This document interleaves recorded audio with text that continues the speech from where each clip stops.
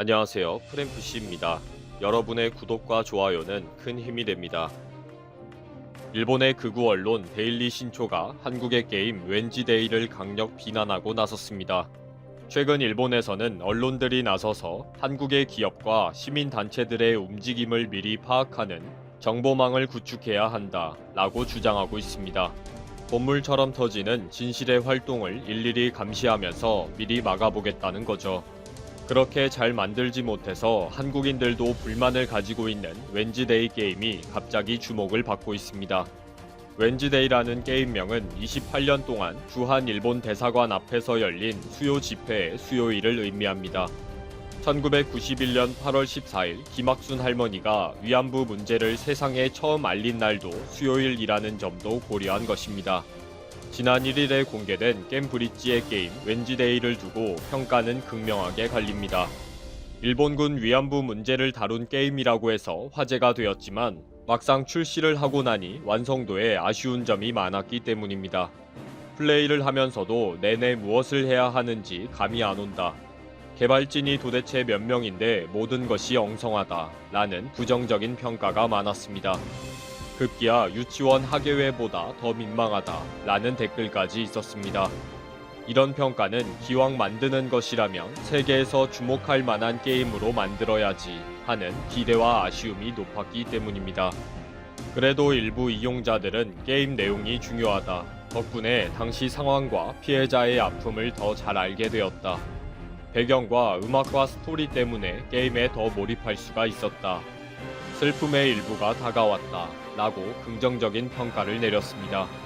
이 역시 앞으로 더 보완하고 노력해서 세계인들이 게임을 통해 역사적인 진실을 알게 해달라 라는 격려와 후원인 것입니다.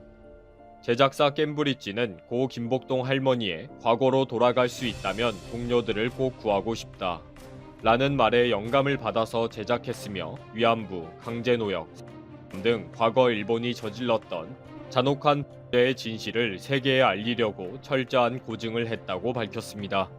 일본에서는 겜브릿지가 위안부를 소재로 게임을 제작한 것에 비난을 하고 있습니다.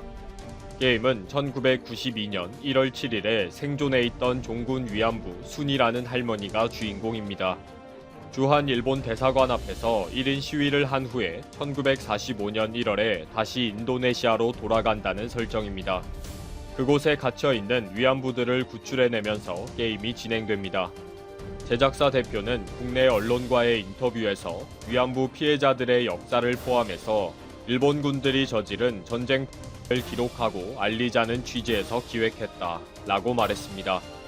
일본에서 파악한 바에 의하면 웬즈데이는 제작비가 총 7억 원이 들었고 두 번에 걸친 크라우드 펀딩으로 1억 4천만 원을 모았고 국고에서 1억 1,900만 원이 지원되었다고 합니다.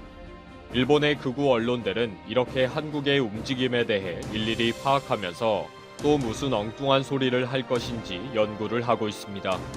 일본의 극우 언론 데일리 신조는 한국에서도 완성도에 대한 비난이 많다라며 한국인들의 비판을 소개했습니다.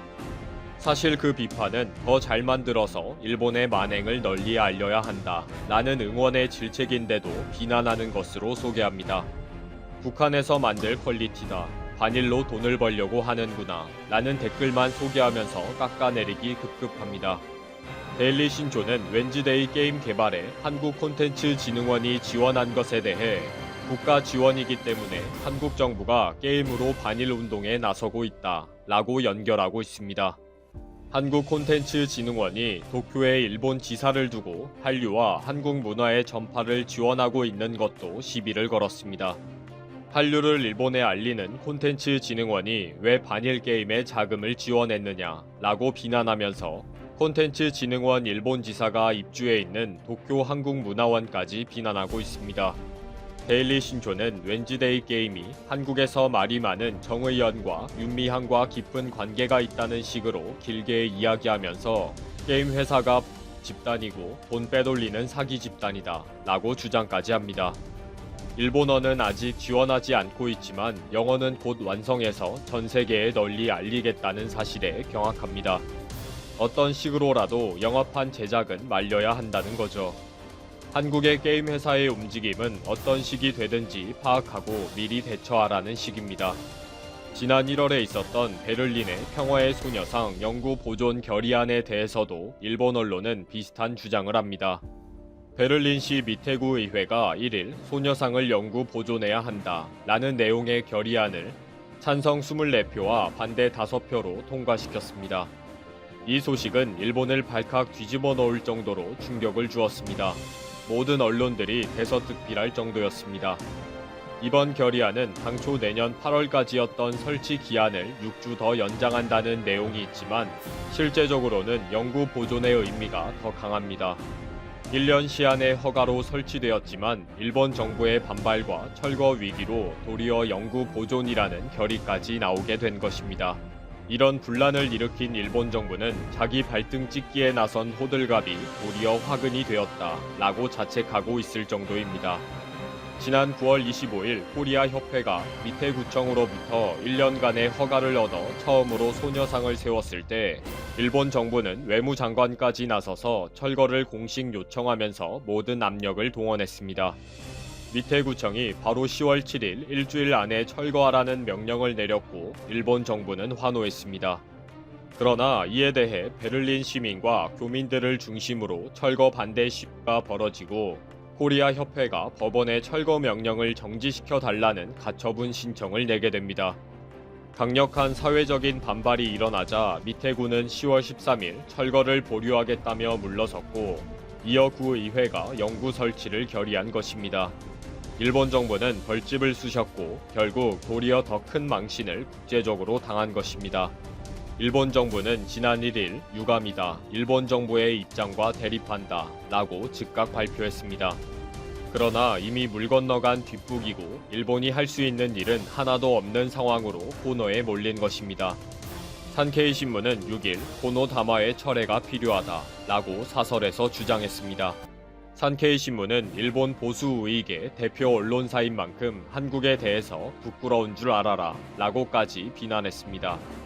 고노 다마는 1993년 8월 고노 요헤의 당시 관방장관이 일본군 위안부 강제 동원을 인정하고 사과한 담화입니다. 산케이는 위안부는 강제 동원되었다는 왜곡된 역사가 유럽뿐 아니라 전 세계에 확산될 것이기 때문에 그냥 두고 볼 수가 없다 라고 주장합니다. 진작 착하게 살든지 아니면 잘못을 시인하고 책임을 지든지 하는 것은 명백한 가해자의 의무입니다. 이것을 숨기고 한국 기업과 시민단체를 뒷조사하고 감시하겠다는 것은 정말 제정신이 아닌 것입니다. 최근 북한과 일본의 갈등 조짐이 심상치 않습니다. 북한이 연일 일본의 억지 주장과 역사 왜곡의 강경 발언들을 쏟아내며 일촉즉발의 상황이 이어지고 있는 것입니다. 최근 일본은 외무성 홈페이지에 우길기에 문제가 없다는 내용의 태국어 설명 자료를 게시했습니다. 지난해에도 홈페이지에 우길기 소개 코너에 우길기 디자인은 풍어기나 출산, 명절 등 일상생활 속 다양한 곳에서 사용되고 있다는 내용의 한국어, 영어 자료를 올린 바 있습니다. 다른 나라 말로 된 설명 자료를 발표하면서 우길기의 당위성을 전세계에 홍보하려는 목적을 가지고 우경화에 나선 것입니다. 북한은 일본이 우길기 자료를 게시한 것에 대해 왜곡과 기만이라며 반발하고 나섰습니다. 북한 외무성은 홈페이지에 민경무 일본 연구소 연구원 명의로 세상을 웃기지 말라는 제목의 기고문을 싣고 전범기인 우길기에 침략 역사를 왜곡하고 세인을 기만하려 하고 있다. 역사를 부정하고 진실을 왜곡하는 것은 일본 특유의 체질이고 고질적으로 굳어진 악습이다. 나치 깃발과 같은 우길기를 미화하려는 일본의 술책에 속아 넘어갈 나라는 없다. 일본이 우길기 홍보에 열을 올리는 것은 황당무계한 궤변으로 세상을 웃기려는 것이라고 주장했습니다. 야스쿠니 신사 참배에 대한 비판도 끊이지 않고 있는데요. 조선중앙통신은 정치 송장의 단말마저 발악이라는 제야의 논평에서 일본의 일본의 정치인들이 군국주의의 상징인 야스쿠니 신사를 참배하는 행위는 군국주의 광신자들의 추악한 정체를 다시금 만천하에 드러내는 것이라며 일본을 재침책동으로 부추기는 발악적 망동이라고 주장했습니다. 신사 참배를 통해 자기의 극우익적 정체와 책동의 침략적 면모를 세계 앞에 명백히 각인시키고 있다. 헌법 개혁 책동에 계속 입김을 불어넣으려는 흉심도 깔려 있다고 비판했습니다. 북한은 이에 그치지 않고 일본이 UN 안전보장이사회 상임 이사국 진출을 하려는 것은 야욕이라며 강력하게 반발하고 있습니다. 북한 외무성에서는 일본은 UN 안보이사회 상임 이사국 자격이 없다는 제목의 글을 올렸습니다. 그러면서 과거 정산을 회피하고 죄악에 죄악을 더 쌓고 있는 일본은 절대 UN 안보이사회 상임 이사국이 될 수 없다. 일본은 우리나라를 불법으로 강점한 후 100만여 명의 조선인을 학살하고 840여만 명의 조선 학생들을 강제로 납치, 연행함과 동시에 20여만 명의 조선 여성들도 일본군 노예로 끌고 갔다. 오늘까지 국가적 책임을 회피하고 있는 나라다. 일본이 국제평화와 안전보장을 사명으로 여기는 안보리 상임이사국에 진출하는 것은 국제적 정의와 인류의 양심에 대한 우롱이고 모독하는 것이다. 일본은 더러운 개 주둥이에 언제 가도 상아가 돋을 수 없다는 것부터 알아야 한다고 했습니다. 아베가 못다 이룬 수건 과제로 남은 일본인 납치 문제를 일본 스가 요시히데 정권에서 해결하겠다고 나선 데 대해서도 비난을 쏟아내며 이 문제가 이미 해결됐다고 주장했습니다.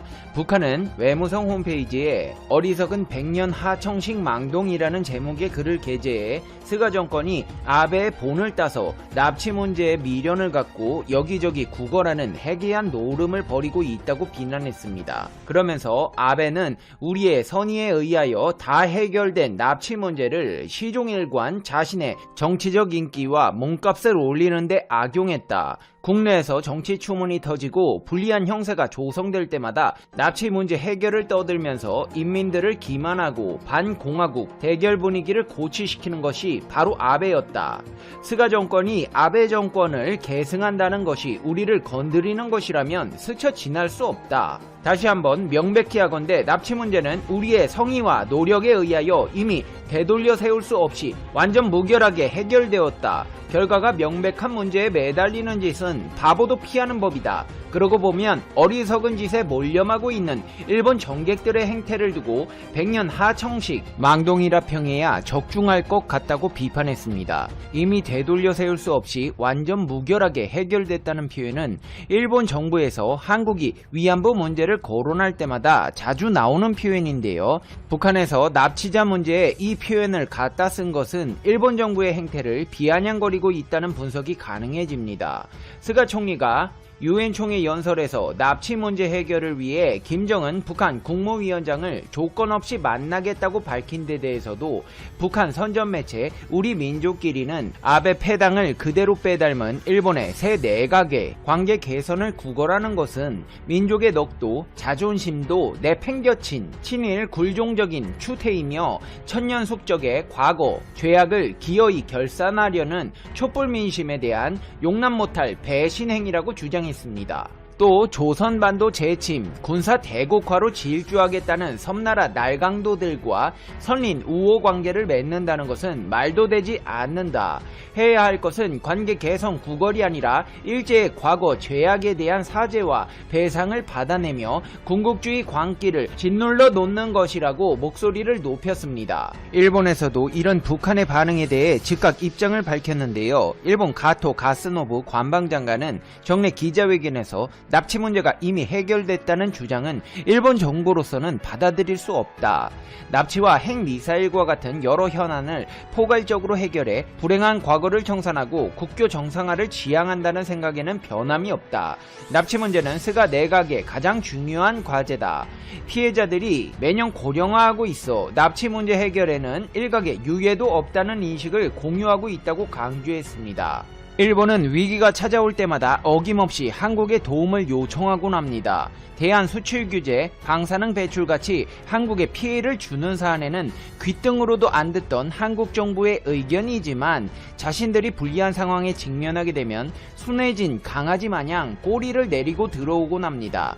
이번에도 마찬가지입니다. 코로나19 확산 이후 막혀있던 한일 간 비즈니스 목적 왕래가 지난 8일부터 재개된 가운데 일본 도쿄신문에서는 이번 양국 간 합의를 상호 신뢰 회복의 계기로 삼아 북한의 납치 문제 등의 현안에 함께 돌파구의 전기를 마련하자고 제언했습니다. 도쿄신문은 이란 왕래 재개, 합의 거듭해 신뢰 회복이라는 제목의 사설을 통해 코로나19 국면에서 이웃나라와의 출입문이 약간 더 넓어지게 됐다. 이번 성과를 양국 간 과제의 해결로 이어가기를 바란다고 밝혔습니다. 그러면서 비즈니스 목적으로 한정된 것이라고 해도 이번 입국 재개는 희소식이라며 신중하게 추진해야겠지만 관광 목적 입국에 대해서도 제한이 완화된다면 일본 내 관광업에는 큰 도움이 될 것이라고 했습니다. 지들 마음대로 한국 때리게 할 때는 언제고 이제 와서 한국인들 관광 좀 와달라며 꼬랑지 내리는 모습이 우습지 않을 수가 없는데요. 일본은 북한이 하루가 멀다 하고 발표하는 비판 성명에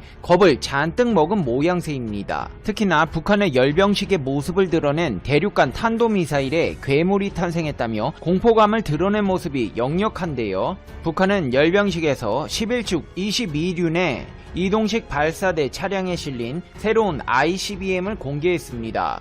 이 ICBM은 앞서 2017년 공개한 화성 15형 미사일보다 길고 두꺼운 모습을 하고 있습니다. 일본 언론들에서는 북한의 새로운 ICBM은 괴물이다, 화성 15보다 훨씬 크다, 현재 일본의 자위대로서는 이 미사일에 대응할 방법이 없어 보인다는 반응을 보였습니다. 북한의 새로운 ICBM은 길이 약 25m에서 26m, 지름은 2.5m에서 2.9m 정도로 추정됩니다. 덩치가 크니 화성 15형에 비해 사거리가 길거나 더 무거운 탄두를 실어 나를 수 있는 게 틀림없어 보입니다. 전문가들은 이 미사일에 여러 개의 탄두를 한 번에 나를 수 있는 다탄두 능력을 갖춘 게 아닐까 추정하고 있습니다. 다탄두란 하나의 탄두 미사일에 여러 개의 탄두가 탑재된 미사일을 뜻합니다. 일본이 유독 북한의 미사일에 신경을 곤두세우는 것은 과거 강제징용과 위안부 문제가 북한의 심기를 건드리고 있다는 것을 인지하고 있기 때문입니다. 일본의 위안부 문제는 대한민국의 문제만이 아닙니다. 북한도 최근 일본이 독일 수도 베를린에 설치된 평화의 소녀상 철거를 압박한 것에 대해 철면 피한 추태라고 맹비난했습니다. 조선 중